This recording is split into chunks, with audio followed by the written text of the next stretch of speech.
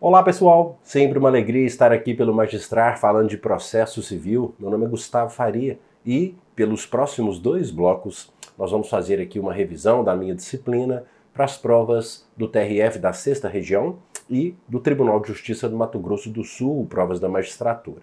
A banca será a FGV, então selecionei aqui pontos essenciais nessas nossas 2 horas para que a gente possa então fazer aqui uma abordagem especialmente voltada para os entendimentos dos tribunais superiores acerca de alguns pontos sensíveis aqui dentro do Código de Processo.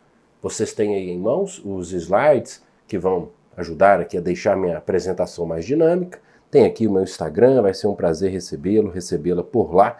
E, sem perda de tempo, a gente já começa com o nosso primeiro assunto desse primeiro bloco de 50 minutos, que é o tema da boa-fé processual, a litigância abusiva e o tema repetitivo 1198 do STJ. Veja só, pessoal, é claro que você sabe que o artigo 5º do CPC, no capítulo das normas fundamentais, traz aqui a regra de acordo com a qual aquele que, de qualquer forma, participa do processo deve se comportar de acordo com a boa-fé. E, sem nenhuma dúvida, uma das formas de se violar esse princípio da boa-fé é por meio justamente da chamada litigância abusiva.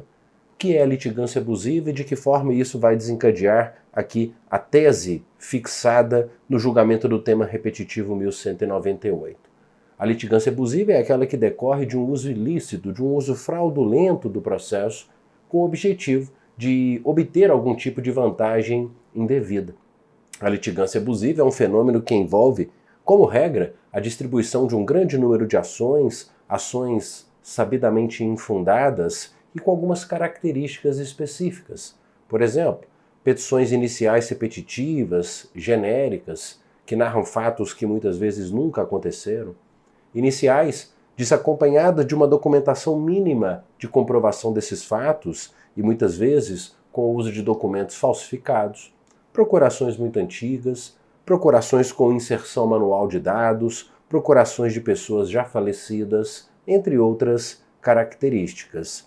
E nesse contexto, o STJ julgou o tema repetitivo 1198 e fixou uma tese que dá aos juízes um maior poder de controle da litigância abusiva. Veja, ele destaca aqui nesse julgado da Corte Especial que, constatados indícios de litigância abusiva, o juiz pode exigir, de modo fundamentado, e com a observância da razoabilidade do caso concreto, a emenda da inicial, a fim de demonstrar o interesse de agir e a autenticidade da postulação, respeitadas as regras de distribuição do ônus da prova. Então, para coibir esse uso fraudulento do processo, o juiz pode, por exemplo, exigir que o autor apresente extratos bancários, cópias de contratos, comprovantes de residência, procuração atualizada, procuração com poderes específicos, dentre outros documentos, para comprovar que não se trata de uma espécie de litigância predatória, como também ainda é chamada. Então, peço muito cuidado com a tese fixada aqui no julgamento desse tema repetitivo.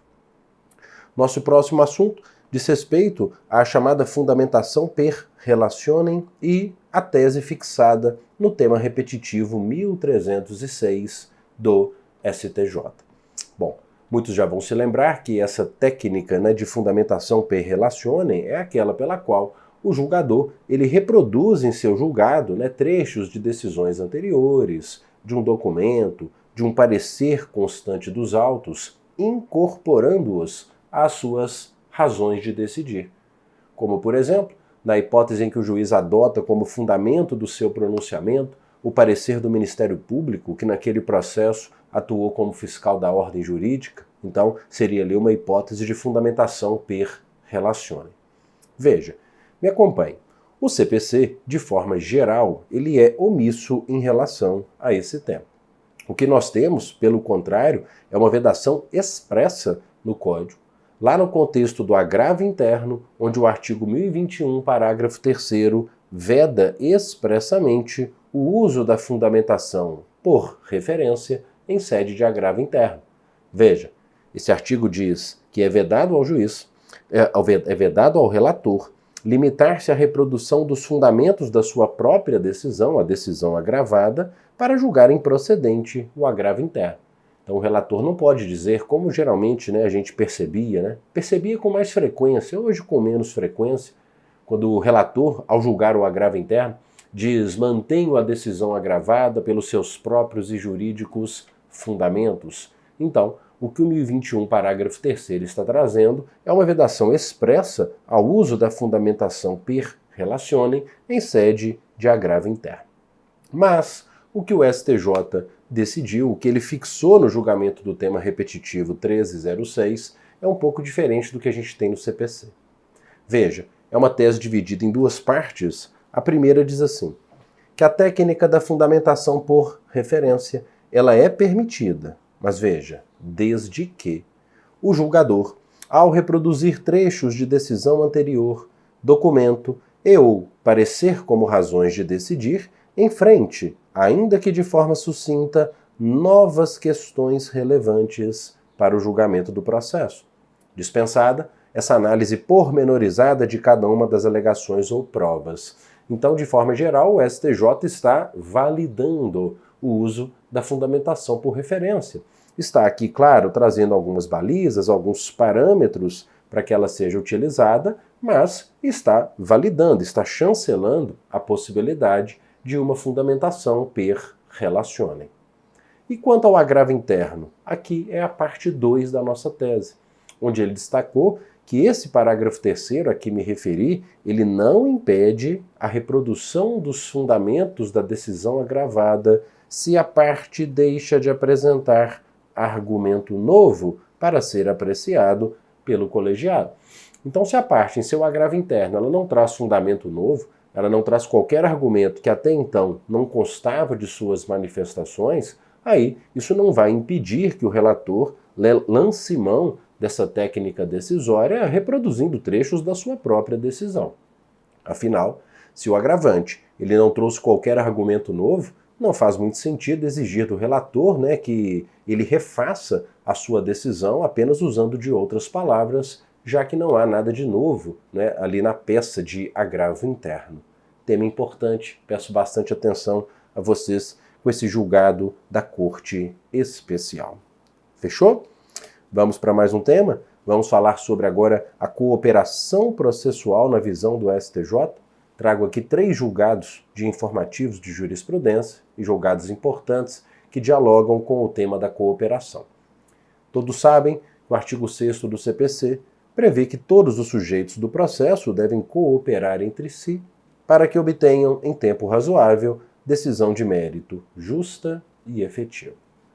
E um dos deveres, pessoal, um dos deveres inerentes a esse tal modelo cooperativo de processo é o chamado dever de auxílio, também conhecido como dever de assistência, que é o dever do magistrado de auxiliar as partes na superação de eventuais dificuldades, de eventuais obstáculos que de alguma forma impeçam o exercício de seus direitos. A gente encontra no CPC vários dispositivos que nos apresentam essa ideia de um dever de auxílio ou de assistência, e é a partir deles que nós vamos extrair alguns julgados importantes.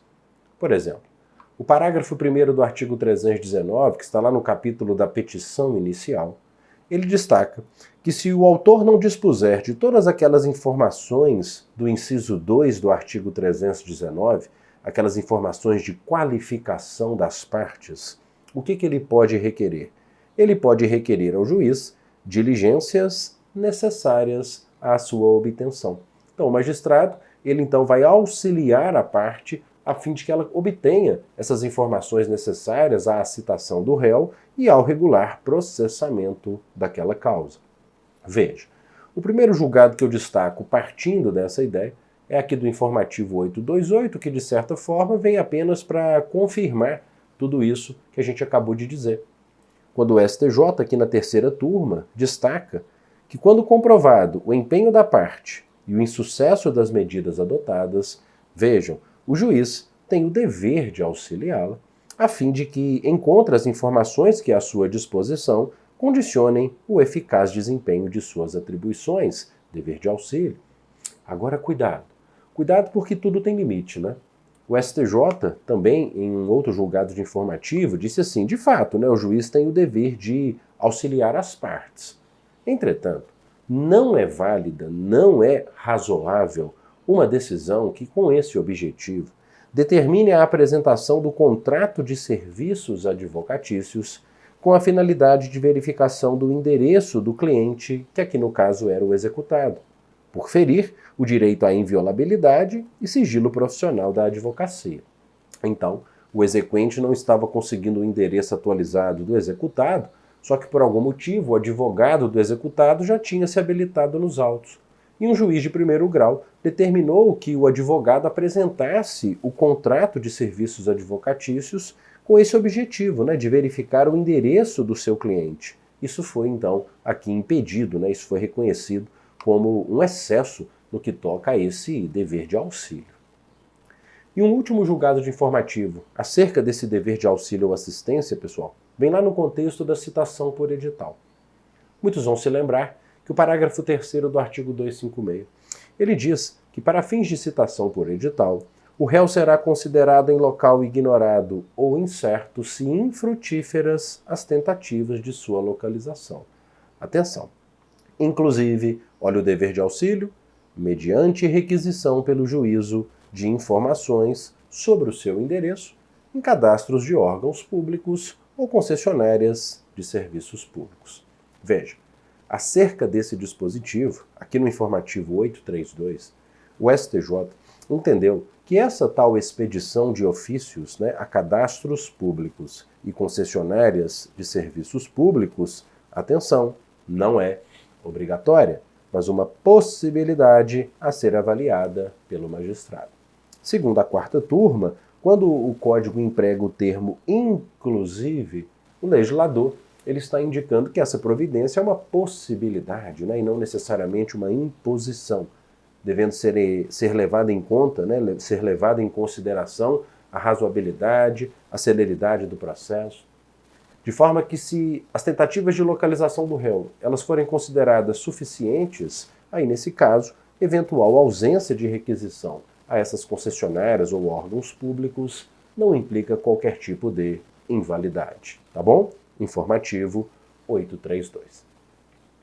Nosso próximo tema diz respeito às condições da ação e o tema 1184 de repercussão geral do Supremo Tribunal Federal. Olha só, pessoal, quando falamos em teorias da ação ou com teorias que tentam explicar o direito de ação no processo civil, é sempre importante lembrar que o CPC ele adota a chamada teoria eclética do direito de ação.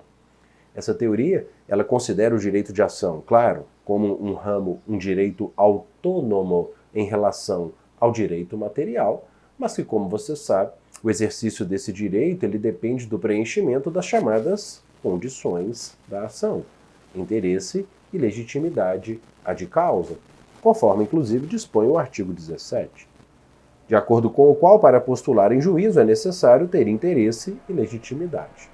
Se a parte demanda perante o judiciário, mas não preenche as condições da ação, pela teoria eclética ela não exerceu o direito de ação, gerando a extinção do processo sem resolução de mérito, por aquilo que muitos ainda chamam de carência de ação. O CPC não usa mais a expressão carência de ação. Ele apenas destaca, né, aqui no artigo 485, inciso 6, que uma das hipóteses de sentença terminativa, sentença de extinção do processo sem resolução de mérito, é justamente quando se verificar a ausência de legitimidade ou de interesse. Percebam, portanto, que pelo CPC, a qualquer momento que o juiz reconhecer a ausência de interesse ou de legitimidade, a sua decisão será terminativa, o processo será extinto sem resolução de mérito. Agora, paralelamente, nós temos, especialmente no âmbito do Superior Tribunal de Justiça, a adoção da chamada teoria da asserção, né? Teoria in status assertionis ou teoria della prospetazione. O que é? O que aqui nos traz de novo, né, a teoria da asserção? Pela teoria da asserção, exige-se também do autor o preenchimento das chamadas condições da ação. Mas a grande diferença é que por essa teoria, pessoal, a análise das condições da ação ela é feita apenas com base nas afirmações, nas assertivas do autor, ou seja, em status assertiones. Se o juiz, pela leitura da inicial, de acordo com as assertivas do autor, se ele entende que as condições da ação não estão presentes, ele extingue o processo sem resolução de mérito. Mas atenção, se, pelas assertivas do autor, o juiz entende que as condições da ação estão presentes, e somente após a dilação probatória, somente após ali um momento em que há um juízo de cognição profunda, o magistrado conclui pela inexistência de legitimidade ou de interesse, aí a sua decisão já passa a ser de mérito, não podendo mais falar-se em carência de ação ou extinção do processo sem resolução de mérito.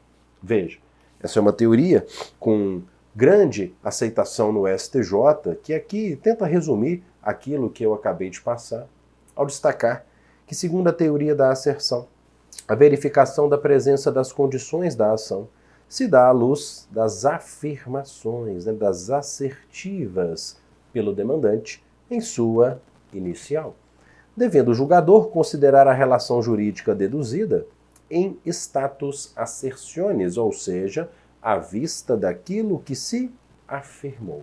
Então, essa é uma ideia aqui relativa a essa teoria da asserção, que por si só já é importante conhecer, porque já foi cobrada em provas anteriores, provas anteriores FGV, razão pela qual eu quis fazer aqui essa rápida menção. Agora vem o ponto mais importante que nos relaciona com aquele tema de repercussão geral. A gente falou que são condições da ação a legitimidade ad causam e o interesse. Especificamente quanto ao interesse processual, ainda chamado por alguns de interesse de agir, há uma questão interessante. Qual seja, pergunto-lhes, há interesse processual mesmo quando a pretensão econômica da parte é muito baixa? Uma cobrança, por exemplo, de 50 ou de 100 reais ou algo do tipo? Veja, em princípio, não existe essa limitação que condicione o preenchimento da condição da ação interesse a uma causa cujo proveito econômico não seja muito baixo. Entretanto, e aí é que entra a visão do STF, é que ele fixou tese no sentido de que falta interesse processual em execuções fiscais de baixo valor e que poderão ser extintas justamente por esse motivo. Partindo-se ali do princípio constitucional da eficiência e na ideia de que a proteção do interesse público e as práticas da administração têm que ser norteadas pelos princípios da proporcionalidade e da razoabilidade, o STF decidiu que, primeiro ponto da tese, é legítima a extinção de execução fiscal de baixo valor pela ausência de interesse de agir, como já antecipei, em vista dos princípios da eficiência administrativa, respeitando-se a competência constitucional de cada ente federado. Ponto 2. O ajuizamento de execução fiscal dependerá da prévia adoção das seguintes providências. Primeira, tentativa de conciliação ou adoção de solução administrativa e ainda protesto do título, salvo ali por um motivo de eficiência quando se comprovar que essa medida pode se mostrar inadequada. E por fim, o trâmite de ações de execução fiscal não impede os entes federados de pedirem a suspensão do processo para adotar uma das medidas aqui de letras A e B previstas nesse item 2, devendo, nesse caso, o juiz ser comunicado do prazo para as providências cabíveis. Então, parte-se aqui dessa ideia de que gastos de recursos públicos para a obtenção de cobranças de pequeno valor são desproporcionais. Devem ser buscados na via administrativa, em especial, outros meios de satisfação do crédito dos entes públicos. Então, peço bastante atenção, peço bastante cuidado aqui com o nosso tema 1184 de repercussão geral do Supremo Tribunal Federal. Muito bem. Qual é o nosso próximo assunto? Nosso próximo assunto é também uma decisão muito importante do STJ, só que agora no contexto da competência, tratando aqui da chamada perpetuatio jurisdictionis e a chamada teoria do forum non conveniens. Bom, vamos começar por algo que a maioria vai facilmente se lembrar, que é o caput do artigo 43, que diz que a competência no processo civil ela é determinada no momento do registro ou da distribuição da petição inicial. E a partir desse momento, a competência então permanecerá a mesma até o proferimento da decisão. Essa é a ideia aqui da chamada perpetuatio jurisdicionis. De forma que são irrelevantes, grifem essa palavra, modificações de fato ou de direito que ocorram posteriormente, impedindo o chamado processo itinerante ou oscilante, já que a competência ela não pode ser vulnerável, a essas modificações de fato ou de direito que ocorram no curso do processo, como a mudança de domicílio da parte, por exemplo. São irrelevantes essas modificações. Agora, são relevantes porque nós temos aqui duas exceções. As modificações que suprimam o órgão judiciário, é claro, não tem como perpetuar a competência perante um órgão que foi suprimido, por exemplo, pela Lei de Organização Judiciária Local. Ou ainda, quando houver alteração em regra de competência absoluta. Então, se a Constituição Federal, por exemplo, ela diz que determinada competência para julgar determinada causa passa a ser não mais da Justiça do Trabalho, mas da Justiça Estadual, em princípio, teríamos ali um deslocamento de competência, furando aqui a nossa regra da perpetuatio. E aí veio esse julgado importantíssimo de 2024 do STJ, em que ele nos traz uma terceira exceção à regra, porque aqui no 43 nós temos duas exceções, e ele traz uma terceira. Ele adota a teoria da derrotabilidade das normas e reconhece que também poderá haver modificação de competência quando o juízo em que a ação tramita, por alguma particularidade do caso, não se mostrar o mais adequado, o mais conveniente para julgá-lo, adotando então a chamada teoria do fórum non conveniens. Veja, aqui nesse julgado de informativa edição extraordinária, a segunda sessão decidiu que a regra do artigo 43 pode ser superada, sempre em caráter excepcional, quando se constatar que o juízo perante o qual tramita a ação não é adequado ou conveniente para julgá-la. Aqui no caso, o STJ entendeu que, embora o juízo em que a ação tramitava ele fosse competente para a causa, o réu da ação, por uma posição de poder que ele ocupava naquele estado, ele estava exercendo uma influência indevida sobre os órgãos judiciários. E aí, o STJ então reconheceu essa necessidade de modificação da competência para uma comarca de um outro estado que, em abstrato, também era competente para julgar aquela demanda.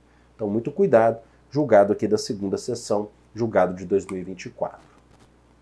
Outro ponto importante pelo qual a gente não pode deixar de passar envolvendo a perpetuatio jurisdicionis diz respeito à questão do deslocamento de competência quando há intervenção de entes públicos federais. Vejam, claro, muitos vão se lembrar que o artigo 45 dispõe que, tramitando o processo perante outro juízo, os autos serão remetidos ao juízo federal competente, se nele intervier a União, suas empresas públicas, autarquias e fundações ou ainda conselhos de fiscalização de atividade profissional, seja como parte, seja como terceiro interveniente. Primeiro ponto que quero destacar aqui do caput do artigo 45 é que esse deslocamento de competência ele ocorrerá quando intervier a União, empresas públicas, etc. De forma que uma mera alegação por uma das partes da necessidade de intervenção da União, autarquias, etc., é insuficiente para que haja o deslocamento de competência. Então, o que gera o deslocamento de competência é a efetiva intervenção de um desses entes. E claro, também vale lembrar, que o artigo ele traz aqui algumas ações que não terão a competência deslocada, mesmo que haja essa intervenção de entes federais, que é quando se tratar de ações de recuperação judicial, falência, insolvência civil e acidente de trabalho. Lembrando que a ação de acidente de trabalho, mesmo contra o INSS, ela é de competência da Justiça Estadual, artigo 129 da Lei 8.213 de 91, e as ações sujeitas à Justiça Eleitoral e à Justiça do Trabalho. E nesse contexto, não vamos sair desse contexto, pessoal. Eu trago aqui um ponto importante. Se, numa ação em trâmite na Justiça Estadual, eu tenho um ente federal como parte ou como interveniente, pergunto-lhes, pode o juiz estadual decidir se há ou não interesse jurídico daquele ente para que ele seja mantido ou excluído do processo? Claro, você sabe, não. Cabe ao juízo estadual remeter os autos ao juízo federal, que tem competência para resolver essa questão. Súmula 150 do STJ. Compete à Justiça Federal decidir sobre a existência de interesse jurídico que justifique a presença no processo da União, suas autarquias e empresas públicas. Enfim, cabe ao juízo federal fazer essa análise, podendo então manter ou excluir o ente. E se ele excluir esse ente, ele então devolve os autos à Justiça Estadual sem suscitar conflito negativo. Veja, súmula 224, excluído do feito o ente federal, cuja presença levara o juízo estadual a declinar da competência, deve o juiz federal restituir os autos e não suscitar o conflito. E olha o último capítulo dessa história. Recebendo os autos, o juízo estadual, vale sempre ressaltar, não pode reexaminar a decisão do juiz federal. Súmula 254 do STJ.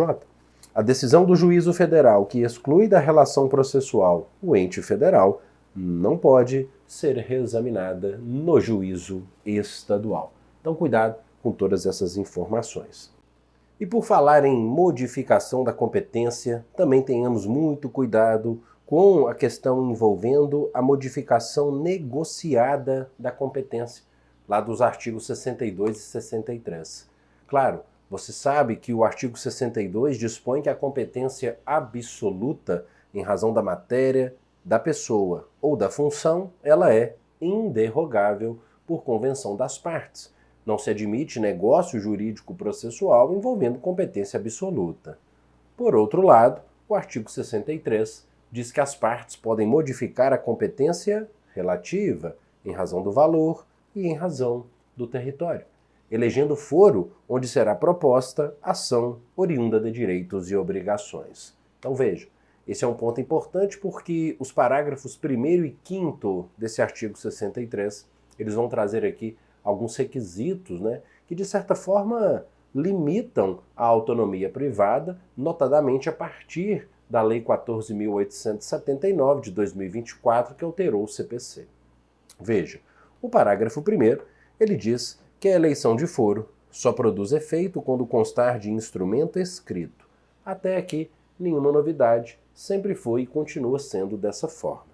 Da mesma maneira, também não mudou dizer que o foro de eleição deve aludir expressamente a um determinado negócio jurídico. Então eu não posso fazer uma cláusula de eleição de foro genérica. Ela tem que dizer respeito a um contrato de compra e venda de um bem X, à prestação de um serviço Y. E aí vem a novidade, que também é indispensável que o foro de eleição ele tenha pertinência com o domicílio ou a residência de uma das partes ou com o local da obrigação, ressalvando-se aqui eventual pactuação consumerista mais favorável ao consumidor. Essa alteração veio para evitar a chamada compra de fórum ou escolha de foros aleatórios, em que as partes elegem um foro que não tem nenhuma relação com o local da obrigação ou com a residência ou domicílio de uma das partes. E nesses casos, se o juiz percebe a eleição de um foro aleatório, o que ele poderá fazer até mesmo de ofício? Declarar a abusividade da cláusula, declinando da competência para aquele foro que, em sua visão, é o legalmente competente. Veja, é o que dispõe o parágrafo 5º, segundo o qual o ajuizamento de ação em juízo aleatório, ele até conceitua, o juízo aleatório, entendido como aquele sem vinculação com o domicílio ou a residência das partes ou com o negócio discutido na demanda. Isso constitui prática abusiva que justifica a declinação da competência de ofício. Bom, o dispositivo por si só já é importante por ser uma inovação aqui introduzida no CPC em 2024 e se torna ainda mais importante Porque o STJ, aqui no julgado do informativo 842, ele traz uma espécie de regra de direito intertemporal para essa modificação. Ele diz que a nova redação desses parágrafos aplica-se aos processos cuja inicial tenha sido ajuizada após 4 de junho. Então, se a petição foi distribuída até dia 3 de junho, veja, o juiz não poderá fazer essa análise para tentar ali identificar se trata ou não de juízo aleatório.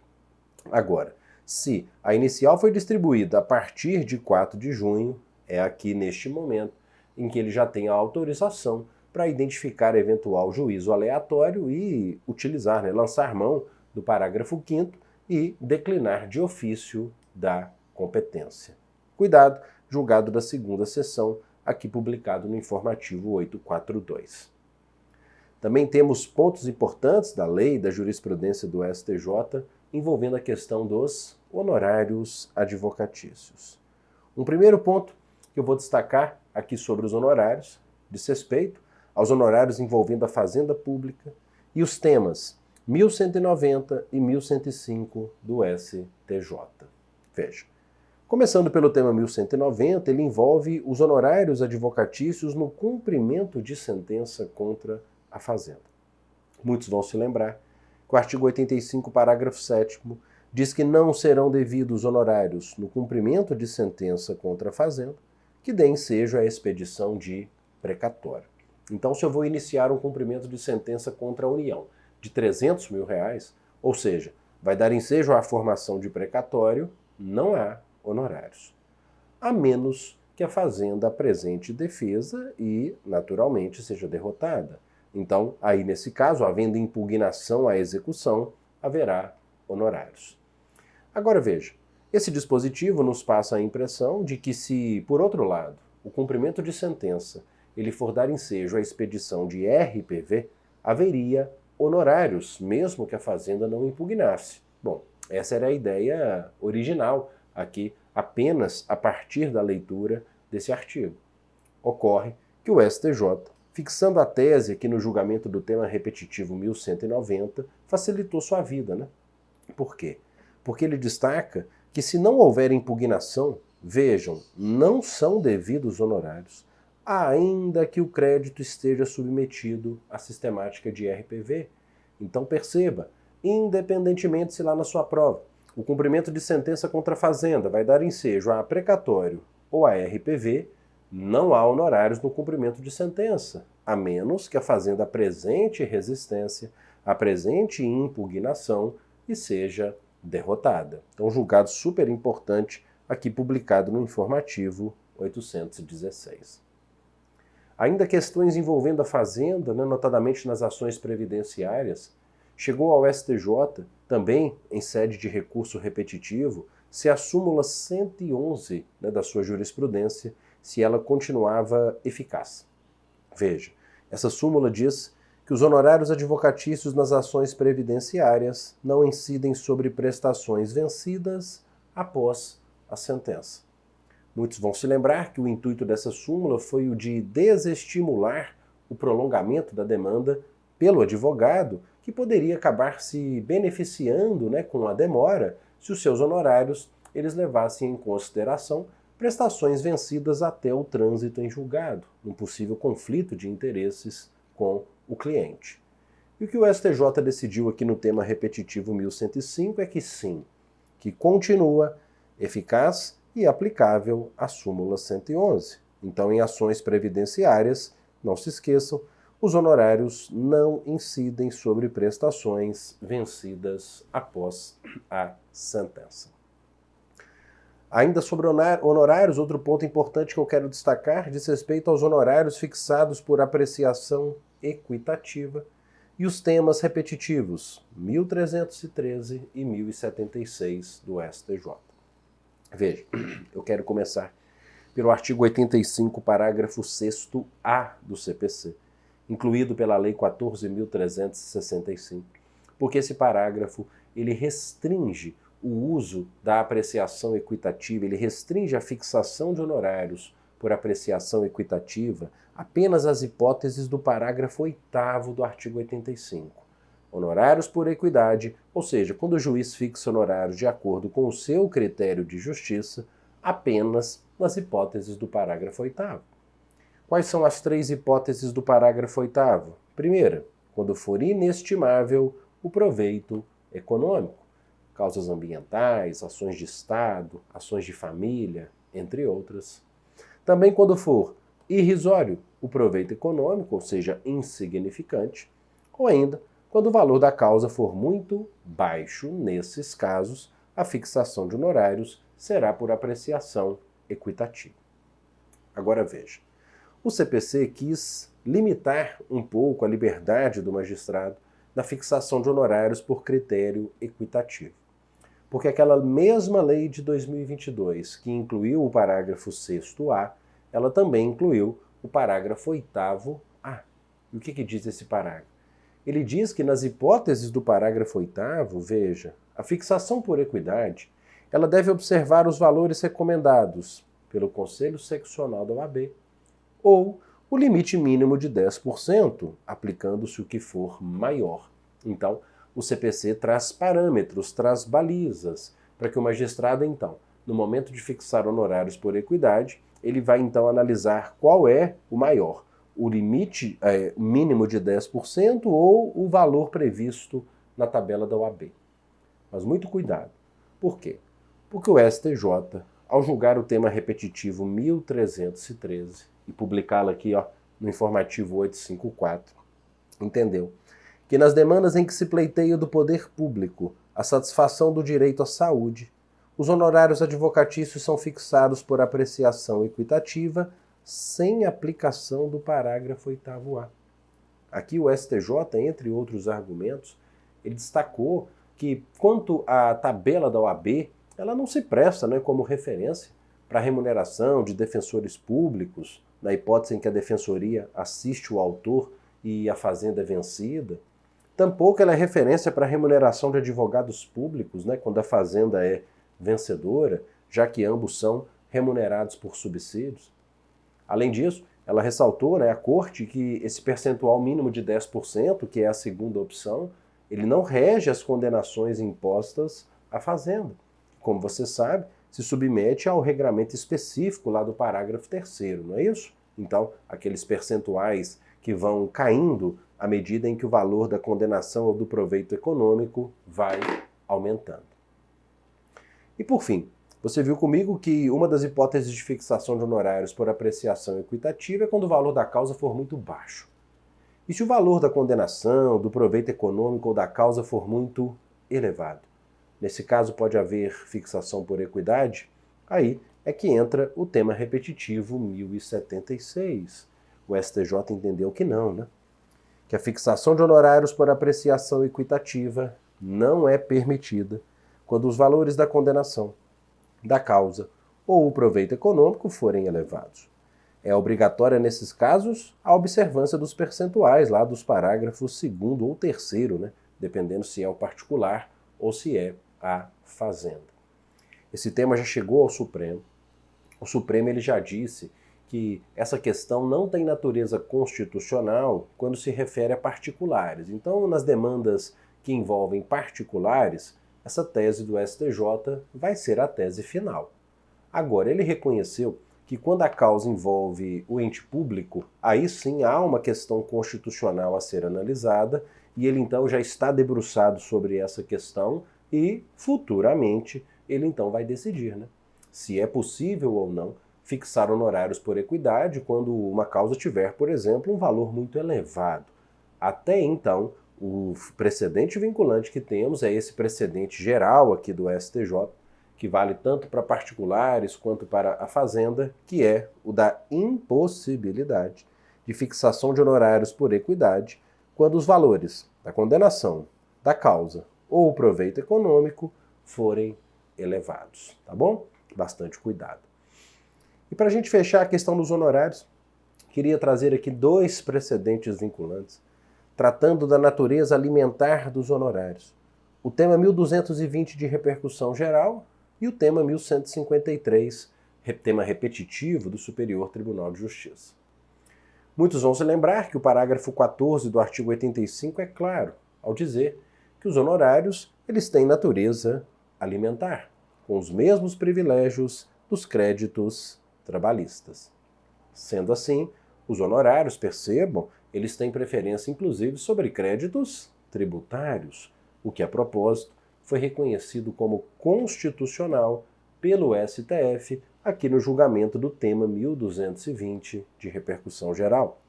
É formalmente constitucional o parágrafo 14 do artigo 85, no que diz respeito à preferência dos honorários advocatícios, inclusive contratuais, em relação ao crédito tributário.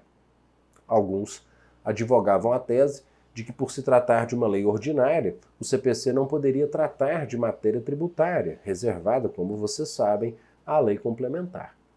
O Supremo rechaçou essa tese e ele entendeu que o CPC, o que ele fez foi apenas enquadrar o crédito tributário, ou o crédito de honorários, perdão, lá na norma do artigo 186 do CTN, né, que prevê a preferência de créditos trabalhistas sobre créditos tributários. Ok, e o tema 1153? O tema 1053 é que vai fazer a distinção, né, do que é uma verba de natureza alimentar, na qual se enquadram os honorários, do que é prestação alimentícia, né, na qual não se enquadram os honorários. O STJ ele entendeu que apenas se constitui em prestação alimentícia aquela devida por quem tem a obrigação de prestar alimentos familiares, indenizatórios ou voluntários, e que os honorários advocatícios então não se enquadram no conceito de prestação alimentícia, sendo apenas uma verba de natureza alimentar. E o que isso traz de repercussão prática é que, por se tratar de uma verba alimentar e não de prestação alimentícia, quando o advogado está executando os seus honorários, ele não pode se valer da exceção do artigo 833, parágrafo 2º do CPC, e pedir a penhora de verba salarial do executado. Por quê? Porque essa possibilidade é apenas na execução de prestação alimentícia. Veja, a verba honorária sucumbencial, a despeito de sua natureza alimentar, não se enquadra na exceção do 833, parágrafo 2º, que é o dispositivo que permite, né, a penhora de salário para pagamento de prestação alimentícia. E claro, não podia fecharmos aqui sem, né, esse ponto tão importante que diz respeito a essa alteração, a única alteração do CPC em 2025, aqui é a introdução do parágrafo 3º ao artigo 82, que fala sobre as ações de cobrança e as execuções de honorários, né, a isenção de custas que foi outorgada aos advogados. Vejam, em ações de cobrança por qualquer procedimento, bem como em execuções ou cumprimento de sentença de honorários, o advogado fica dispensado de adiantar o pagamento das custas, né? E quem que vai suprir esse pagamento? O executado ou o réu ao final do processo, né? Claro, se ele deu causa ao processo, porque se chegar à conclusão que o réu é que tem razão, que o executado é que tem razão, e que não foi ele que deu causa ao processo, o advogado, então, ele tem que fazer esse recolhimento, né? Então não há uma isenção total, né? Mas há apenas uma dispensa em relação a esse adiantamento das custas. Tá bom? Muito bem. Nosso próximo tema vai envolver a citação eletrônica e a resolução 455 de 2022 do CNJ. Temos coisas bem importantes para tratar aqui. Veja só, pessoal.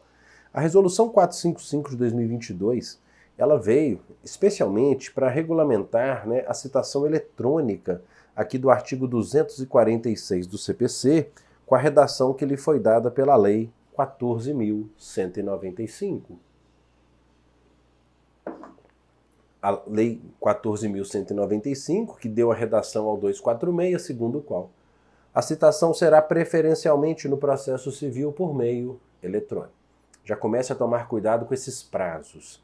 Primeiro prazo, um prazo de até 2 dias úteis contado do cítice, né? Contado da decisão que determinar a citação. Então, a partir do cítice, a citação eletrônica tem que ser enviada para o, como veremos já já, domicílio judicial eletrônico. Por quê? Porque o código fala que ela deve ser enviada para os endereços eletrônicos indicados pelo citando no banco de dados do judiciário, conforme regulamento do CNJ. E esse regulamento é justamente a Resolução 455, recentemente alterada pela Resolução 569 de 2024.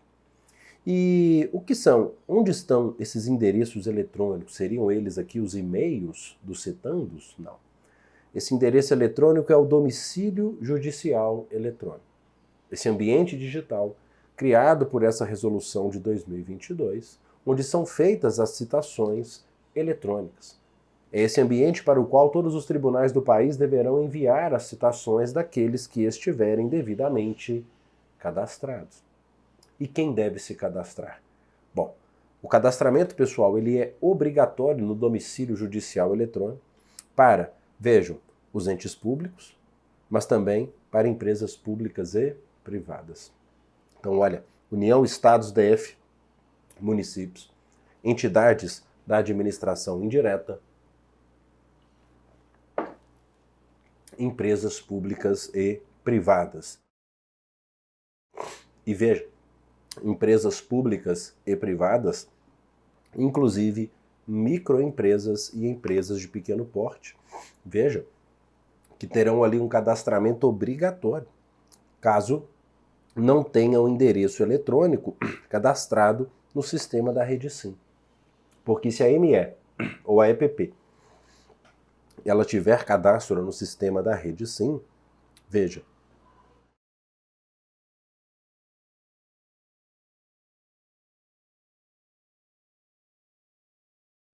perdão, fiz só uma pausa aqui para beber água, eu estava meio engasgado.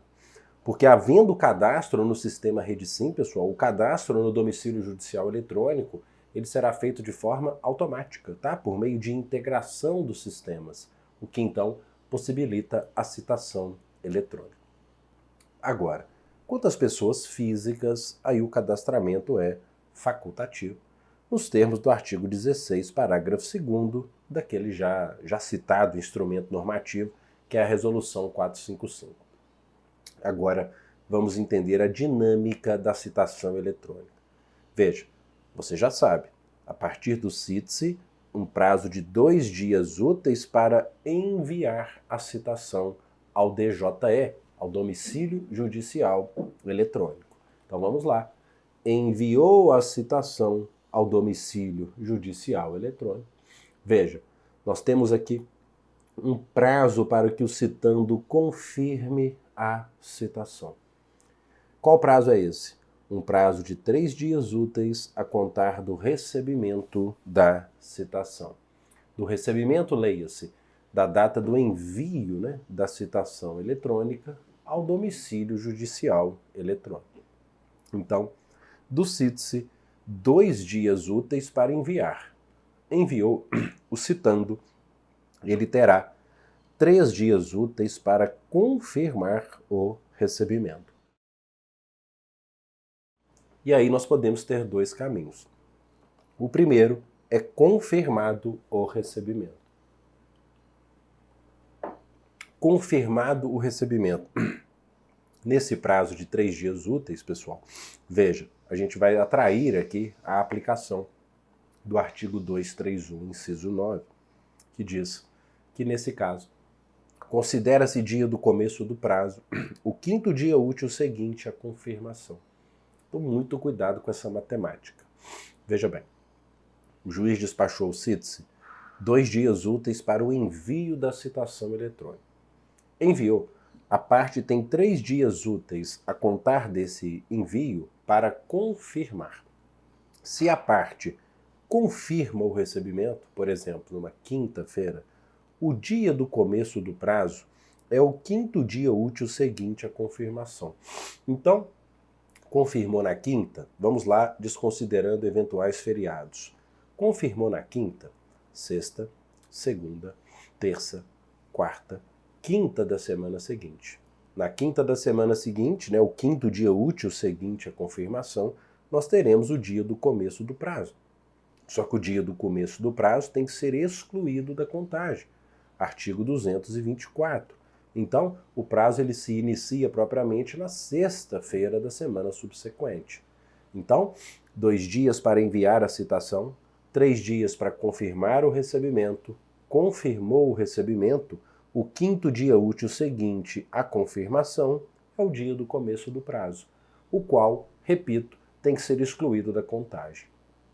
Agora, se não for confirmado o recebimento, lembre-se, o réu não se presume citado nesse caso.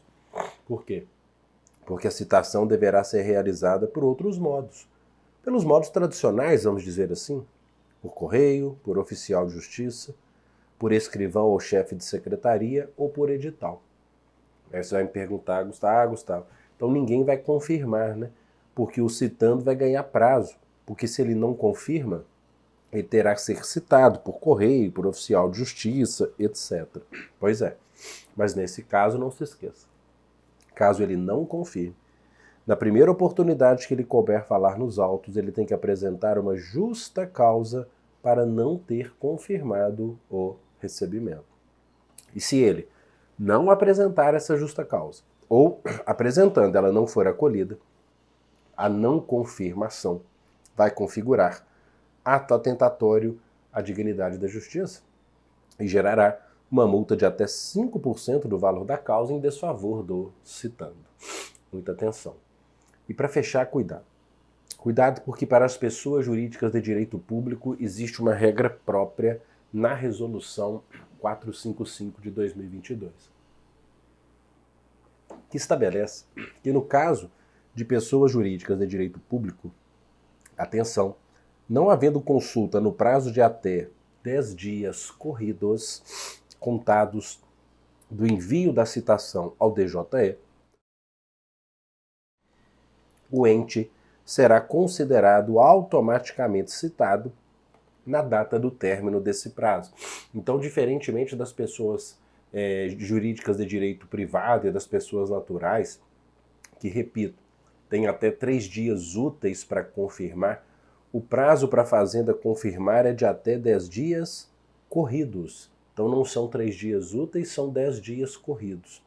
E mais, se ela não confirmar, ela não será citada por outros meios. Se ela não confirmar, ela será considerada automaticamente citada na data do término desse prazo. Tá ok? Então, se ela confirmar nos 10 dias corridos, a gente usa aquela regra. O quinto dia útil seguinte é o dia do começo. Se ela não confirma em 10 dias corridos, o dia do começo será justamente o 10º dia, né? Que tem que ser excluído e a contagem começa no primeiro dia útil subsequente. Tá ok? Cuidado com todas essas informações. A gente fecha aqui o nosso primeiro bloco. Eu volto com o bloco 2 com mais temas essenciais. Até já!